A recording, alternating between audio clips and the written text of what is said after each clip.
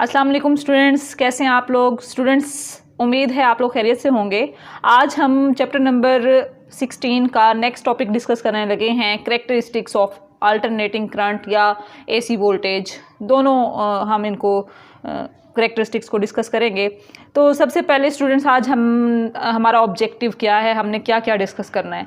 सबसे पहले हम पढ़ेंगे इंस्टेंटेनियस वैल्यू, फिर उसके बाद पढ़ेंगे पीक वैल्यू ऑफ एसी क्या होती है, peak to peak value of AC क्या होती है, और एंड में पढ़ेंगे आरएमएस वैल्यू ऑफ एसी क्या होती है। तो स्टूडेंट्स, ये सब हम डिस्कस करेंगे आज के लेक्चर में। तो बग़ैर किसी देर के चलते हैं अपने टॉपिक की तरफ। बिस्मिल्लाहिर्रहमानिर्रहीम, रब्बी ज़िदनी इल्मा। जी स्टूडेंट्स, आप लोगों ने चैप्टर नंबर 13 में जो है वो डीसी के बारे में पढ़ा था, यानी डायरेक्ट करंट के बारे में, और उसमें हम जो सोर्स यूज़ करते हैं वो डीसी सोर्स यूज़ होता है। तो स्टूडेंट्स, जैसा कि आपको यहाँ पे नज़र आ रहा है, ये एक बैटरी लगी हुई है, यह सेल लगा हुआ है, और इसके जो पोलैरिटी है वो ये पॉजिटिव टर्मिनल और ये नेगेटिव टर्मिनल को रिप्रेजेंट कर रहा है, और करंट फ्लो कर रहा है हायर पोटेंशियल से लोअर पोटेंशियल की तरफ। और स्टूडेंट्स, अगर आपको याद हो तो हम लोगों ने ये बात डिस्कस की थी कि जो हमारे पास डीसी सोर्स होता है उसकी पोलैरिटी कभी चेंज नहीं होती, वो कांस्टेंट रहती है, और उसकी वजह से जो फ्लो हो रहा होता है करंट, वो भी स्टूडेंट्स अपनी डायरेक्शन चेंज नहीं करता। तो स्टूडेंट्स, अगर हम उसके साथ एक एमीटर लगा दें, और एमीटर जो है वो दरअसल किस लिए होता है, करंट मेजरमेंट के लिए।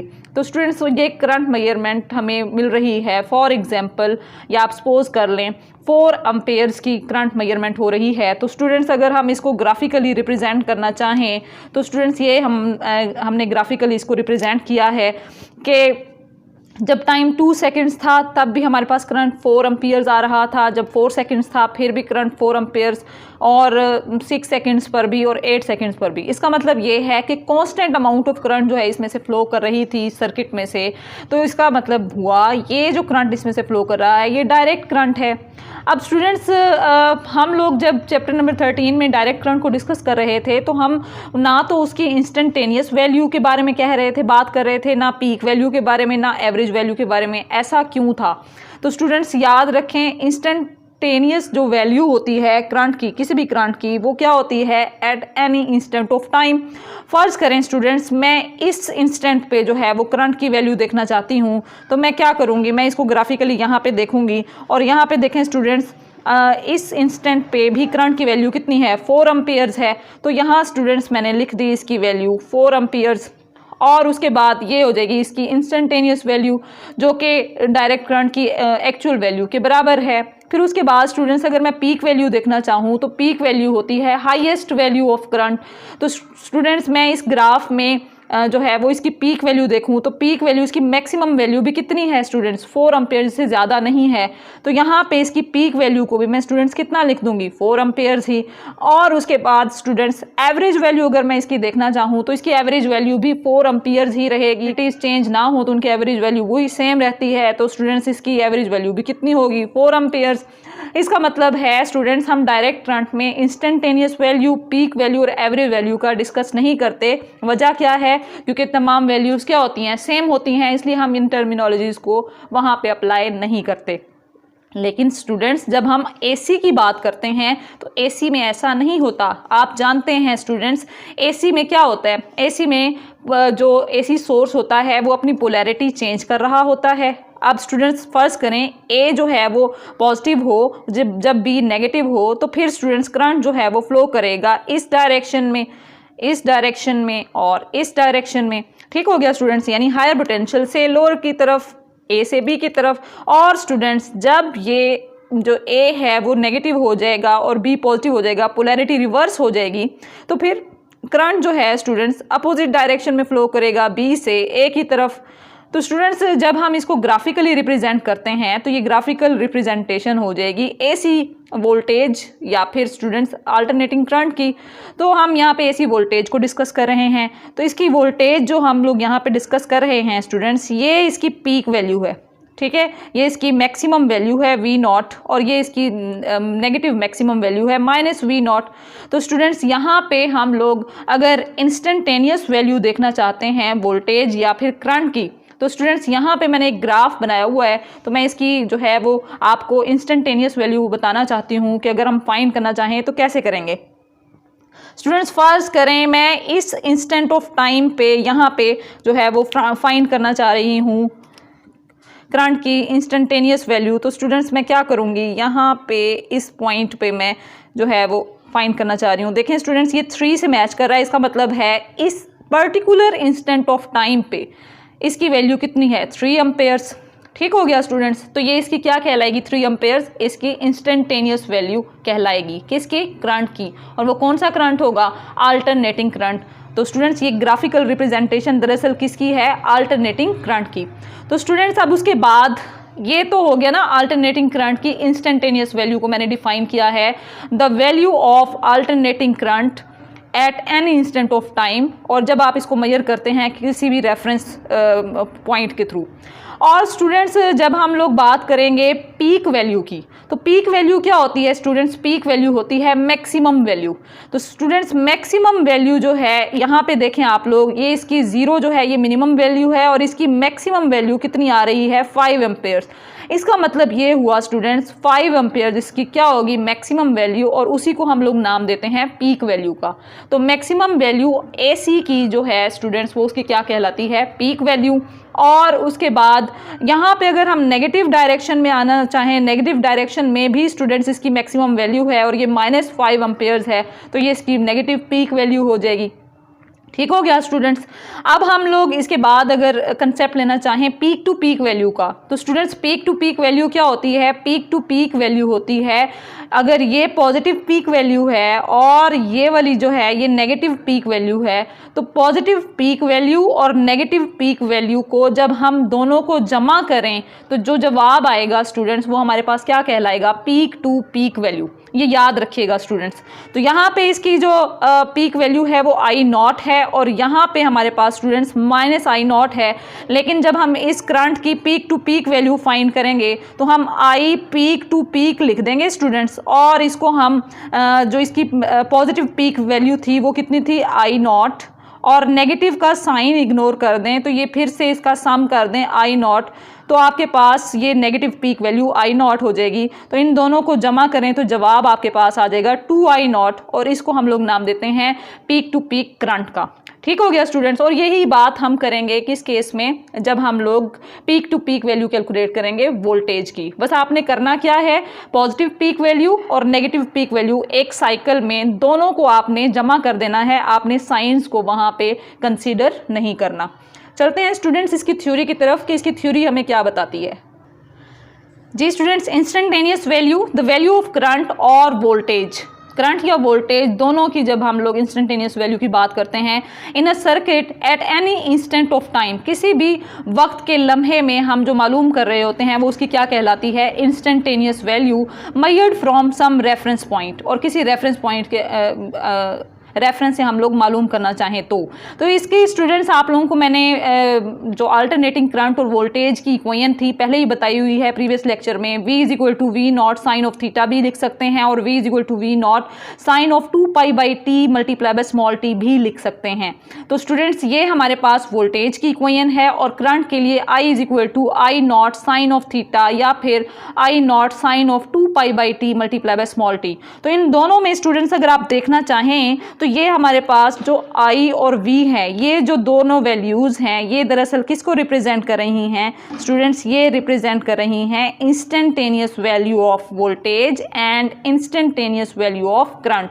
तो स्टूडेंट्स मैं यहाँ पे लिख सकती हूँ V इंस्टेंटेनियस और I इंस्टेंटेनियस, तो ये आपके पास आ जाएगा instantaneous value of voltage and current. अब उसके बाद स्टूडेंट्स हम लोग पीक वैल्यू जो है उसको भी यहाँ पे डिफाइन कर सकते हैं, the highest value reached by AC voltage और करंट in one cycle। एक साइकिल में जितनी मैक्सिमम वैल्यू जो है वो किसी भी वोल्टेज या करंट की होगी तो वो स्टूडेंट्स क्या कहलाएगी, उसकी पीक वैल्यू। और स्टूडेंट्स इसको हम नॉर्मली V0 से जाहिर करते हैं। आप ऊपर वाली इक्वेशंस में देखें तो स्टूडेंट्स अगर ये इंस्टेंटेनियस वैल्यू ऑफ वोल्टेज है और ये इंस्टेंटेनियस वैल्यू ऑफ करंट है तो ये जो V0 है ये हो जाएगी पीक वैल्यू ऑफ वोल्टेज और I0 जो है ये इसको हम नाम देंगे पीक वैल्यू ऑफ करंट का। उम्मीद है स्टूडेंट्स आपको इंस्टेंटेनियस और पीक वैल्यू की जो कंसेप्ट है वो समझ आ गया होगा। अब उसके बाद स्टूडेंट्स हम लोग यहाँ पे डिस्कस करेंगे पीक टू पीक वैल्यू। अब students peak to peak value क्या होती है अभी मैं आपको बता चुकी हूँ, सिर्फ अब इसकी डेफिनेशन हम डिस्कस करेंगे। The sum of positive and negative peak values, यानी पॉजिटिव और नेगेटिव वैल्यूज़ आपने उनके साइंस को बिल्कुल कंसीडर नहीं करना, सिर्फ उनकी जो मैग्नीट्यूड्स हैं उनको आप कंसीडर करेंगे। तो अगर ये आपके पास पॉजिटिव पीक वैल्यू है V0 और नेगेटिव पीक वैल्यू का मैग्नीट्यूड भी कितना है V0, तो आपने स्टूडेंट्स क्या करना है V0 प्लस V0 कर देना है, तो ये 2V0 आ जाएगा इन केस ऑफ वोल्टेज, और ये हो जाएगी पीक टू पीक वैल्यू। इसको हम रिप्रेजेंट इस तरह से करते हैं, और करंट की पीक टू पीक वैल्यू को हम लिखेंगे I0 प्लस I0, ये आपके पास आ जाएगा 2I0 के इक्वल। ठीक है स्टूडेंट्स, ये हो जाएगी peak to peak value of current. तो स्टूडेंट्स अब तक आपके कोर्स में जो हम अल्टरनेटिंग करंट वोल्टेज दोनों की जो वेव फॉर्म्स देखते रहे हैं वो कुछ इस तरह से थी। ये साइनोसॉइडल वेव फॉर्म, इसको मैंने ज़रा डॉटेड लाइन से यहाँ पे रिप्रेजेंट किया हुआ है। तो ये दोनों सिमेट्रिकल हैं, यानी दोनों की पीक वैल्यूज़ जो हैं वो सेम हैं। अगर ये 2 वोल्ट्स के बराबर है तो ये भी -2 वोल्ट्स के बराबर है, दोनों की वैल्यू सेम है। लेकिन इन केस स्टूडेंट्स अगर एक हमारे पास जो साइनोसॉइडल की आपकी बुक में तो नहीं है ऐसा, लेकिन अगर ना होता यहाँ पे जो है इसकी पीक वैल्यू -1 होती तो स्टूडेंट्स फिर क्या होता, इस केस में हमें पीक टू पीक वैल्यू जो है वो फाइंड करनी ज़रूरी है, क्योंकि उस केस में स्टूडेंट्स हम क्या करेंगे पॉजिटिव पीक वैल्यू और नेगेटिव पीक वैल्यू इन दोनों को प्लस कर देंगे। अब यहाँ पे पॉजिटिव पीक वैल्यू कितनी है स्टूडेंट्स 2, और यहाँ पे नेगेटिव पीक वैल्यू कितनी है -1, तो स्टूडेंट्स आप यहाँ पे एक साइन को बिल्कुल कंसीडर नहीं करेंगे, तो peak to peak value of voltage कैसे फाइंड करेंगे 2 + 1, तो आपके पास आंसर आ जाएगा 3 वोल्ट्स। तो ये आपने पीक टू पीक वोल्टेज जो है वो फाइंड कर लिया। लेकिन स्टूडेंट्स अगर हम लोग ये पूरे का पूरा साइकिल यहाँ पे नेगेटिव साइकिल मेंशन करते तो इसकी वैल्यू हो जाती यहाँ पे -2, और इसकी पीक टू पीक वैल्यू हमारे पास किसके बराबर आ जाती स्टूडेंट्स, वो आ जाती है आपके पास 2 + 2 which is equal to 4 volts. ठीक हो गया। ये उम्मीद है स्टूडेंट्स आप लोगों को पीक टू पीक और पीक वैल्यू और इंस्टेंटेनियस वैल्यू ऑफ एसी का कंसेप्ट आ गया होगा। अब हम चलते हैं आरएमएस वैल्यू की तरफ। अब स्टूडेंट्स हम root mean square value of AC जो है इसको डिस्कस करेंगे, लेकिन इसको डिस्कस करने से पहले स्टूडेंट्स मैं आपको एक एग्जांपल देती चलूँ कि जब भी हम किसी भी सर्किट में एसी वोल्टेज जो है वो अप्लाई करते हैं, एसी सोर्स को अप्लाई करते हैं, तो क्या होता है, और उसके साथ एक हम डीसी एमीटर अगर अप्लाई कर दें और साथ एक बल्ब भी अप्लाई कर दें, तो स्टूडेंट्स ये हमारे पास एक सर्किट डायग्राम बन जाएगी। और इसमें अगर ये हमारे पास पोलैरिटी हो जाए कि इस साइड पे पॉजिटिव और इस साइड पे नेगेटिव हो जाए, तो करंट जो है वो इस डायरेक्शन में फ्लो करेगा। ठीक हो गया स्टूडेंट्स।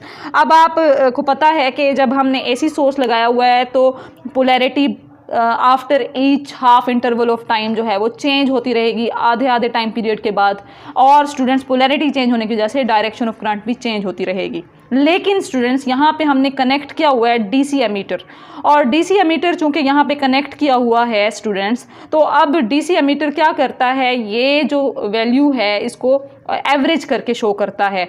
तो स्टूडेंट्स जब एवरेज करके शो करेगा तो डीसी एमीटर दरअसल जो करंट की मेजरमेंट दे रहा होगा वो दे रहा होगा 0 एम्पेयर्स। ठीक हो गया स्टूडेंट्स, 0 एम्पेयर दे रहा होगा, और इसका मतलब ये है, लेकिन बल्ब भी ग्लो कर रहा होगा साथ साथ। ये इंपॉर्टेंट बात है, इसको हम मज़ीद आगे डिस्कस करेंगे। बल्ब भी ग्लो कर रहा होगा स्टूडेंट्स, ये जो यहाँ पे मैंने अप्लाई किया हुआ है। अब बल्ब जो है वो ग्लो कर रहा होगा, लेकिन डीसी एमीटर क्या कर रहा है, करंट कितना शो कर रहा है 0 एम्पेयर्स। अब 0 एम्पेयर्स क्यों शो कर रहा है, इसको समझने के लिए स्टूडेंट्स हम ग्राफिकल रिप्रेजेंटेशन के साथ हेल्प लेंगे। तो स्टूडेंट्स ये हमारे पास ग्राफिकल रिप्रेजेंटेशन है एसी की और अल्टरनेटिंग करंट की। तो स्टूडेंट्स यहाँ पे देखें, ये मेरे पास इसकी वैल्यू 0 है, इस पॉइंट पे इसकी वैल्यू फर्ज करें 1 है, इस पॉइंट पे इसकी वैल्यू जो मैक्सिमम वैल्यू है वो 2 एम्पेयर्स है। फिर उसके बाद स्टूडेंट्स इस पॉइंट पे फिर से इसकी वैल्यू क्या हो जाएगी 1, और इस पॉइंट पे फिर से 0। अब इस पॉइंट पे इसकी वैल्यू है -1, इस पॉइंट पे -2, और इस पॉइंट पे -1 फिर से, और इस पॉइंट पे फिर से 0। तो स्टूडेंट्स यहाँ पे देखें, ये हमारे पास डिफरेंट वैल्यूज़ आ गई हैं।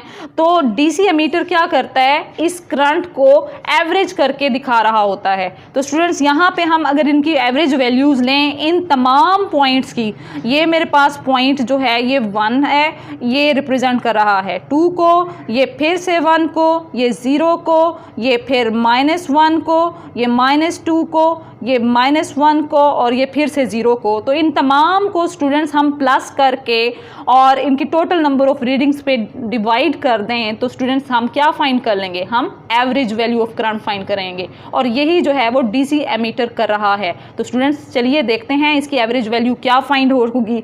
तो स्टूडेंट्स यहाँ पे ये मैंने मिस्टेकनली लिखा हुआ है, मैं सिर्फ पीक वैल्यूज़ को यहाँ पे एवरेज ले रही थी। तो आपको की अंडरस्टैंडिंग के लिए मैं और ज़्यादा आसान तरीके से इसको समझाने की कोशिश कर रही हूँ। अब स्टूडेंट्स हमने क्या करना है, इन तमाम वैल्यूज़ को हमने यहाँ पे ऐड कर देना है। तो पहली वैल्यू कितनी है स्टूडेंट्स 1, तो हमने यहाँ पे 1 लिख दिया, फिर 2, फिर उसके बाद 1, फिर 0, फिर उसके बाद -1, फिर -2, फिर -1, फिर 0। इन तमाम को हमने जमा कर दिया और टोटल नंबर ऑफ़ रीडिंग्स हम अगर काउंट करें तो स्टूडेंट्स ये कितनी बन रही हैं, 8 बन रही हैं। तो हम इन तमाम को जमा करेंगे और इसको 8 पे डिवाइड कर देंगे। तो स्टूडेंट्स यहाँ आप देख लें, यहाँ पे हर पॉजिटिव वैल्यू के कोरेस्पॉन्डिंग एक एक नेगेटिव वैल्यू भी मौजूद है, यानी ये आपस में क्या हो रहे हैं, कैंसिल आउट। 1 -1 से कैंसिल हो रहा है, 2 -2 से कैंसिल हो रहा है, -1 और स्टूडेंट्स यहाँ पे +1 फिर से -1 से कैंसिल हो रहा है। तो स्टूडेंट्स हमारे पास टोटल इसका सम किसके बराबर आ जाएगा, 0 के बराबर। तो स्टूडेंट्स यहाँ पे हम लोगों ने ये देखा कि हम जब एवरेज वैल्यू ले रहे हैं तो एवरेज वैल्यू हमारे पास कितनी आ रही है, 0। और इसी तरह से स्टूडेंट्स यही केस जो है वो वोल्टेज के लिए होगा। वोल्टेज की वैल्यू भी कितनी आएगी, 0, और एवरेज करंट की वैल्यू भी कितनी आएगी, 0। हम यहाँ पे चूंकि एमीटर स्टूडेंट्स कनेक्ट करके बैठे हुए हैं इसलिए हम यहाँ ग्राफिकल रिप्रेजेंटेशन किसकी दिखा रहे हैं, करंट की। तो स्टूडेंट्स हम करंट का एवरेज वैल्यू यहाँ पे ले चुके हैं और वो हमारे पास कितनी आई है, 0। अब स्टूडेंट्स यहाँ जो भी डीसी एमीटर हम कनेक्ट करते हैं तो डीसी एमीटर दरअसल क्या करता है, यहाँ पे करंट को 0 शो कर रहा होता है। तो स्टूडेंट्स फिर अगर करंट 0 है तो फिर हम क्या इस तार को, इस सर्किट को हाथ लगा सकते हैं, क्या हमें इलेक्ट्रिक शॉक फील नहीं होगा? स्टूडेंट्स ये बिल्कुल गलत है, हमें इलेक्ट्रिक शॉक फील होगा। क्योंकि आप गौर करें तो ऊपर वाली सर्किट डायग्राम में आप गौर करें तो बल्ब जो है वो कंटिन्यूसली ग्लो कर रहा है। अगर यहाँ पे करंट 0 होता तो बल्ब कैसे ग्लो करता, इसका मतलब है बल्ब की कुछ ना कुछ पावर होती है। तो स्टूडेंट्स इसका मतलब ये है कि इसकी पावर है यहाँ पे। तो फिर स्टूडेंट्स अगर पावर इसकी यहाँ पे है और करंट 0 है तो फिर किस तरह से ये करंट बल्ब ग्लो कर रहा है, आइए ज़रा स्टूडेंट्स इसको देखते हैं। स्टूडेंट्स अगर हम पावर को देखें तो पावर का फार्मूला होता है वोल्टेज मल्टीप्लाई बाय करंट, और करंट जो हमारे पास एवरेज मिल के आ रहा है वो कितना है, 0। तो फिर तो पावर को 0 होना चाहिए था और बल्ब को ग्लो नहीं करना चाहिए था। लेकिन स्टूडेंट्स ऐसा नहीं है, हम पावर का यहाँ पे सेकंड फार्मूला यूज़ करेंगे, I²R। और I²R जो है स्टूडेंट्स ये हमें बता रहा है कि करंट की वैल्यू यहाँ पे क्या हो रही है, स्क्वायर हो रही है। तो स्टूडेंट्स चलते हैं हम ऊपर वाली रीडिंग्स की तरफ और देखते हैं कि क्या होगा। यहाँ पे स्टूडेंट्स अगर मैं इन तमाम करंट्स का स्क्वायर लूँ तो ये आ जाएगा 1 का स्क्वायर प्लस 2 का स्क्वायर प्लस 1 का स्क्वायर। और फिर स्टूडेंट्स अगर नेगेटिव करंट्स की बात करें तो फिर हमारे पास ये -1 का स्क्वायर प्लस -2 का स्क्वायर। फिर तो स्टूडेंट्स इसकी वैल्यू जो है वो 0 नहीं होगी। तो इसी वजह से बल्ब जो है वो ग्लो कर रहा होता है। करंट के स्क्वायर की वजह से एवरेज पावर स्टूडेंट्स 0 नहीं होगी, हालांकि डीसी एमीटर करंट के एवरेज को 0 शो करके दिखा रहा था। तो स्टूडेंट्स यहाँ से हमने ये रिजल्ट निकाला कि हमारे पास जो पावर एवरेज होती है वो 0 नहीं होगी करंट के स्क्वायर की वजह से। स्टूडेंट्स अगर हम लोग ग्राफिकली इसको देखना चाहें तो ये ग्राफिकल रिप्रेजेंटेशन है एसी यानी अल्टरनेटिंग करंट की, और इसमें ये इसकी इनिशियल वैल्यू 0 है और इसकी जो मैक्सिमम वैल्यू करंट एक साइकिल में अटेन कर रहा है वो I0 के इक्वल है फर्स्ट क्वार्टर में। तो स्टूडेंट्स अगर हम लोग इसको इनके स्क्वायर ले लें, यानी 0 का भी स्क्वायर ले लें और इसकी पीक वैल्यू जो है I0 इसका भी स्क्वायर ले लें, तो इससे क्या होगी, इसकी एवरेज पावर 0 नहीं होगी।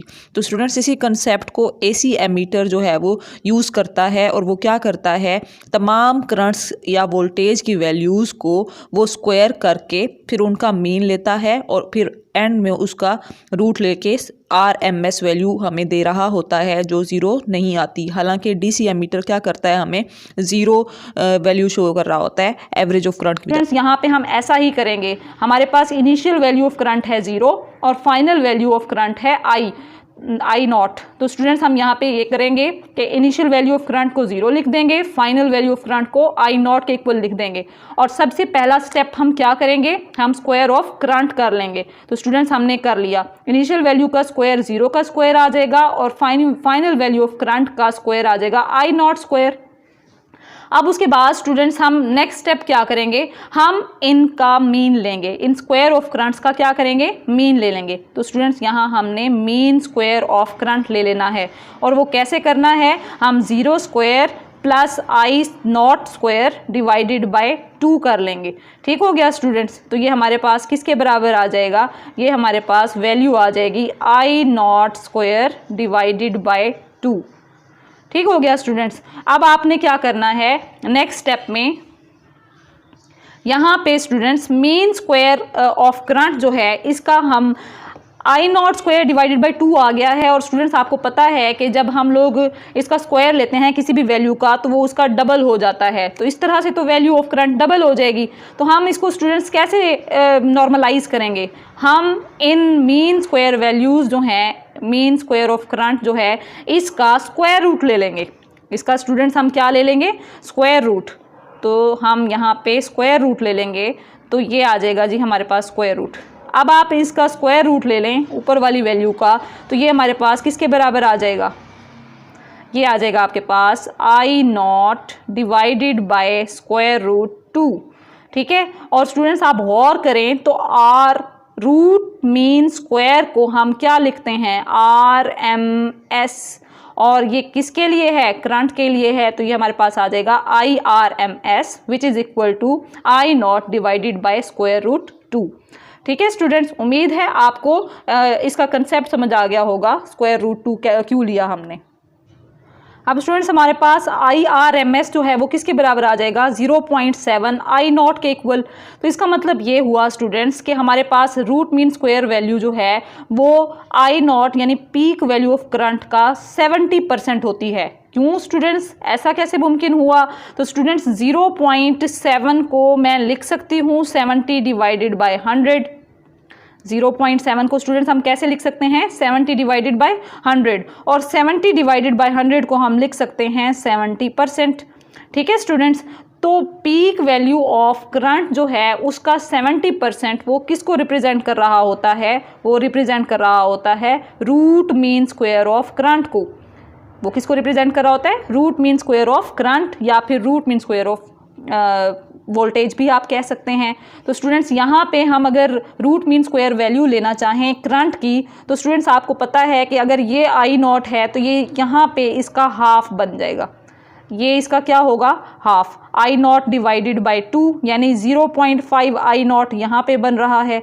तो स्टूडेंट्स 0.7 आई नॉट कहाँ पे बनेगा, तो 0.7 आई नॉट जो है वो स्टूडेंट्स वो तकरीबन इस पॉइंट पे जाके बनेगा। तो इसको हम स्टूडेंट्स क्या नाम देंगे, ऊपर वाली जो स्ट्रेट लाइन मैंने डॉटेड लाइन ड्रॉ की है ये किसको रिप्रेजेंट कर रही है, ये रिप्रेजेंट कर रही है स्टूडेंट्स IRMS। ठीक हो गया स्टूडेंट्स, ये root mean square value of current को रिप्रेजेंट कर रही है। ये तो स्टूडेंट्स हमने फार्मूला से इसका ग्राफ बना लिया। अगर हम इसको लेना चाहें, आप अपनी बुक्स में देखें तो बुक्स में इसको अलहदा से बिल्कुल स्टेप वाइज बना के दिखाया हुआ है। तो चलते हैं हम उसको स्टेप वाइज ड्रॉ करने की तरफ। जी स्टूडेंट्स, हम अब सबसे पहले क्या करेंगे कि ये जो हमारे पास जितने भी AC क्वांटिटीज़ हैं, जैसे AC वोल्टेज हो गया, अल्टरनेटिंग करंट हो गया, इनकी RMS वैल्यूज़ ग्राफिकली अगर हम कैलकुलेट करना चाहें तो कैसे करेंगे। जितनी हमें स्टूडेंट्स अगर AC वोल्टेज की बात करें तो उसकी वैल्यूज़ जितनी होंगी उनका सबसे पहले हम क्या लेंगे, स्क्वायर लेंगे। ठीक हो गया स्टूडेंट्स, स्क्वायर लेने के बाद हम उनका क्या करेंगे, मीन लेंगे, और फिर मीन लेने के बाद एंड में स्टूडेंट्स हम क्या करेंगे, रूट ले लेंगे। रूट का मतलब स्क्वायर रूट ले लेंगे। ठीक है स्टूडेंट्स, यानी RMS रूट मीन स्क्वायर को आप रिवर्स ऑर्डर में लेके चलें तो जितनी क्वांटिटीज़ हैं उनका पहले आपने स्क्वायर ले लेना है। स्क्वायर लेने के बाद उनकी आपने मीन लेनी है और मीन लेने के बाद एट द एंड आप क्या कर लेंगे, उनका स्क्वायर रूट ले लेंगे तमाम क्वांटिटीज़ का। तो आप इस तरह से RMS वैल्यू जो है उसको कैलकुलेट कर सकते हैं। चलिए स्टूडेंट्स, अब देखते हैं हमने किस तरह से इसकी कैलकुलेशन करनी है। स्टूडेंट्स, यहाँ पे मैंने एक साइनोसॉइडल कर्व रिप्रेजेंट की हुई है AC वोल्टेज के लिए। ठीक है स्टूडेंट्स, अब y एक्सिस पे मैं ले रही हूँ वोल्टेज और x एक्सिस पर मैं ले रही हूँ टाइम को। ठीक हो गया स्टूडेंट्स। अच्छा, अब क्या करेंगे हम ने सबसे पहला क्या काम करना था, स्क्वायर लेना था जितनी भी क्वांटिटीज़ हैं, टर्म्स हैं। अब तो यहाँ पे स्टूडेंट्स हमारे पास 2 है तो इसका स्क्वायर 4 आ जाएगा, 4 है तो इसका स्क्वायर 16 आ जाएगा एंड सो ऑन। तो आपने स्टूडेंट्स यहाँ पे तमाम वैल्यूज़ का स्क्वायर लेना है। अब स्क्वायर लेने के बाद ये देखें स्टूडेंट्स, ये याद रखिएगा, यहाँ पे मैं इसको रेड कलर से रिप्रेजेंट करूँ तो ये हम स्क्वायर वैल्यूज़ ले रहे हैं इन तमाम क्वांटिटीज़ की, और इस तरह से। और फ़र्ज़ करें स्टूडेंट्स, यहाँ पे आप कहेंगे कि ये जो मैंने स्केल बनाया हुआ है 10 के बाद एकदम से जंप करके 16 पे चली गई हूँ, क्योंकि स्टूडेंट्स मेरे पास ग्राफ पेपर नहीं था तो मुझे इस पेज की लिमिट में ही आना था। इस वजह से मैंने यहाँ पे डैश डैश सो ऑन करके 16 कर दिया। तो आपने यहाँ पे 16 तक लेके जाना है और ये 16 है। ये पीक वैल्यू पे स्टूडेंट्स 4 का स्क्वायर जो है वो हमारे पास क्या आ जाएगा, 16। ये तमाम क्वांटिटीज़ का हम यहाँ पे स्क्वायर ले रहे हैं।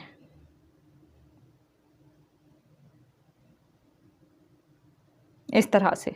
ठीक है स्टूडेंट्स, अब यहाँ पे ये देखें तो ये मैंने ग्रीन लाइन से नीचे ये रेड कलर की लाइन शुरू में 1 तक ड्रॉ की हुई है। उसके बाद जो है ना एकदम से इसकी वैल्यू जो है रेड लाइन की वो ज़्यादा हो रही है ग्रीन की निस्बत। तो उसकी वजह क्या है स्टूडेंट्स, तो ये याद रखिएगा 0 से लेके 0.9 तक, 0 से लेके 0.9 तक जितनी भी टर्म्स हैं उनका आप अगर स्क्वायर लें, जैसे 0.2 है इसका स्क्वायर लें स्टूडेंट्स तो वो आपके पास आता है 0.04, यानी 0.2 से कम आता है। तो इसलिए स्टूडेंट्स यहाँ पे ग्रीन लाइन जो है वो बड़ी ज़्यादा है, ग्रेटर है, और इस पे जो इसके नीचे रेड कलर की लाइन शो कर रही है ये इनकी स्क्वायर वैल्यूज़ को, और ये स्क्वायर वैल्यूज़ 0.9 तक जो हैं वो ओरिजिनल वैल्यू से होंगी कम। इस वजह से स्टूडेंट्स मैंने ग्रीन लाइन से थोड़ा सा इसको नीचे शो किया हुआ है। और स्टूडेंट्स अब क्या होगा, अब यहाँ पे जब 0 तक आ गया है इसके बाद फिर से क्या होगा स्टूडेंट्स, हम इन नेगेटिव वोल्टेज की वैल्यूज़ का स्क्वायर लेंगे। और आपको पता है कि नेगेटिव वैल्यूज़ का स्क्वायर भी क्या होता है, पॉजिटिव। तो हम इसके ग्राफ को इस तरह से डाउनवर्ड डायरेक्शन में शो नहीं करेंगे, इस तरह से डाउनवर्ड डायरेक्शन में शो नहीं करेंगे, बल्कि अपवर्ड डायरेक्शन में ही शो करेंगे इस तरह से। उसकी वजह क्या है स्टूडेंट्स, मैंने आपको अभी बता दिया इसकी वजह का कि आप नेगेटिव वैल्यूज़ का जब भी स्क्वायर लेते हैं तो वो हमेशा किसके बराबर आता है, वो हमेशा स्टूडेंट्स पॉजिटिव के बराबर आता है। तो इस तरह से हमने इसका स्क्वायर ले लिया और फिर एट द एंड यहाँ पे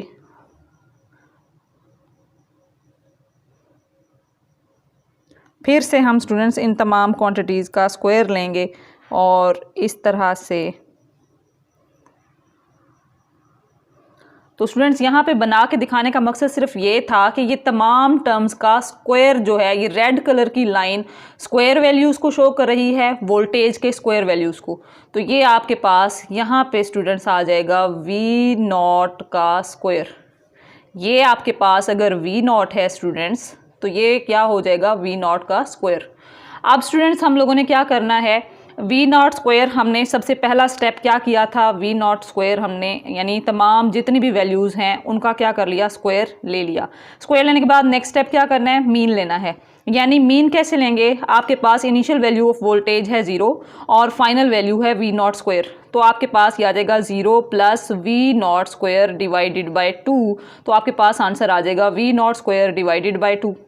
ठीक हो गया स्टूडेंट्स। अगर आपके पास 0 इसकी इनिशियल वैल्यू है और 16 इसकी फाइनल वैल्यू है तो इन दोनों का हाफ जो है स्टूडेंट्स वो किस पे बन रहा है, 8 पर बन रहा है।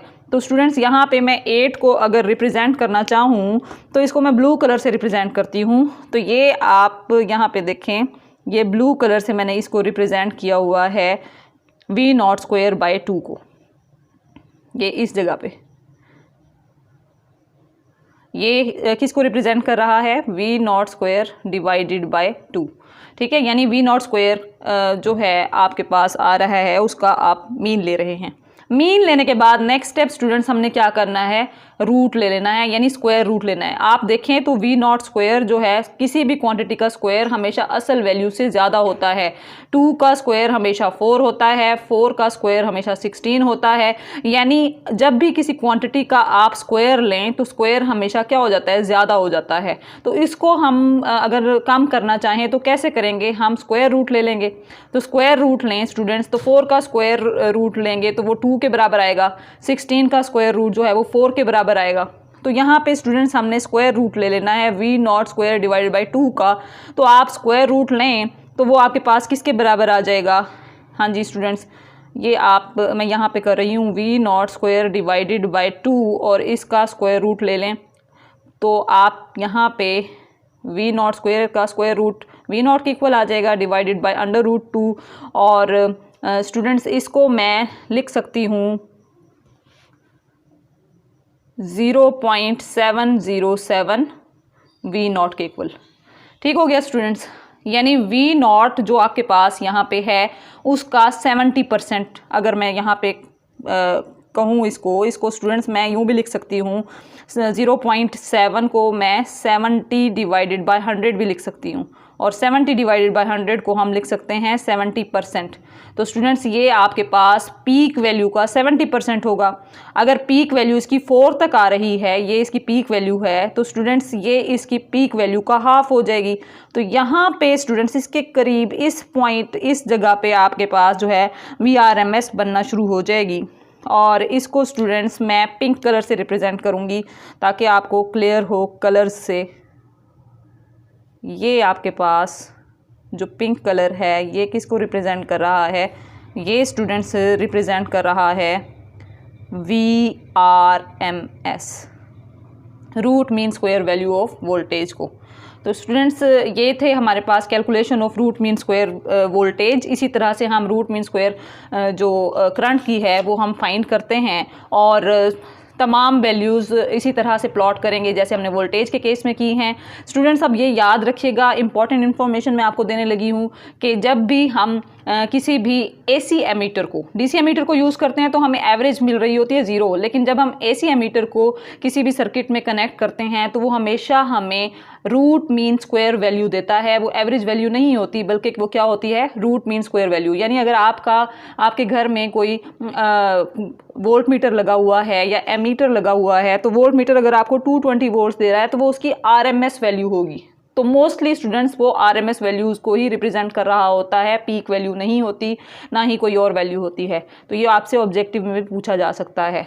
इंशाल्लाह स्टूडेंट्स नेक्स्ट लेक्चर में मुलाकात होगी नेक्स्ट टॉपिक के साथ। तब तक अल्लाह हाफिज़।